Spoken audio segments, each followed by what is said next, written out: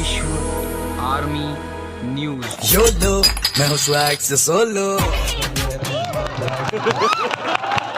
अगर बड़े वाले विधायक जी अगर ज्यादा शाने रहते हैं तो दो चार रापट मार भी देते हैं। और एक है एज ए विधायक, वो तो मान लीजिए दूसरे तीसरे दिन पाते रहते हैं। कुल मिला के कहने का मतलब ये है कि माननीय राष्ट्रीय अध्यक्ष जी जिसको यहाँ से प्रत्याशी बनाए उन्हें आप लोग विधायक बनाइए। और आप वोट देते हैं, आपको वो भय देते हैं, आप देखते हैं इधर उधर तब अपनी बात करते हैं। डरिए नहीं इन चोरों से, हम जानते हैं कितने बड़े गुंडे हैं, कितनी बड़ी गुंडी है। हमारे छोटे भाई शबनाथ यादव से इतना डरते हैं कि सुप्रीम कोर्ट तक भाग रहे हैं, सुप्रीम कोर्ट तक जा रहे हैं। अब माननीय राष्ट्रीय अध्यक्ष अखिलेश यादव की सरकार बनने चल रही है, ये फिर से वही रहेंगे जहां थे बहन जी की सरकार में। आप देखिएगा।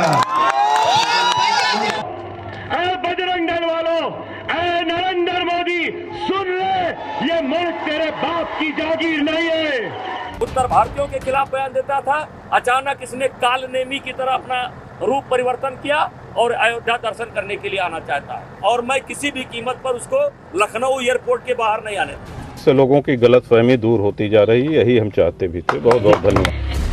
राजा भैया आखिर किसकी गलतफहमी दूर होने की बात कह रहे हैं? लगता है उनका आज के दौर की राजनीति अभिशाप है या नेताओं के लिए मतदाता एक खिलौना।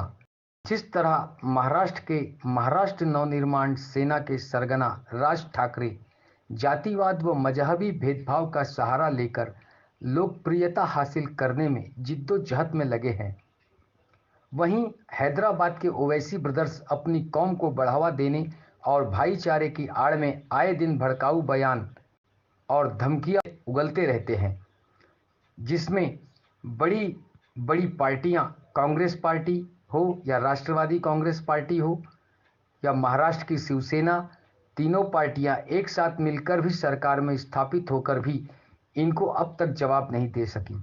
यह सभी भारतीयों के लिए बड़ी शर्म की बात है कि सत्ता में स्थापित भारतीय जनता पार्टी भी इन लोगों को अब तक किसी प्रकार का अंकुश नहीं लगा पाई। अमीन, मनसे, शिवसेना जब पार्टियां पूरे भारत में अपना जहर फैलाने के लिए तैयार है और बेताब है, पहले तो राज ठाकरे सम्मानित करना, फिर परप्रांति के देश में पहुंचने की इच्छा जाहिर करना, ऐसे नेताओं को अपने क्षेत्र में आने से रोक लगाने पर यह नेता फिर अनाप शनाप टिप्पणियां कर माहौल को बिगाड़ने का काम करते हैं। इन नेताओं से भारत की राजनीति को विषैला कुआं बना दिया है, जिसका पानी अगर मतदाता पिए तो वह जीवित नहीं रह सकता।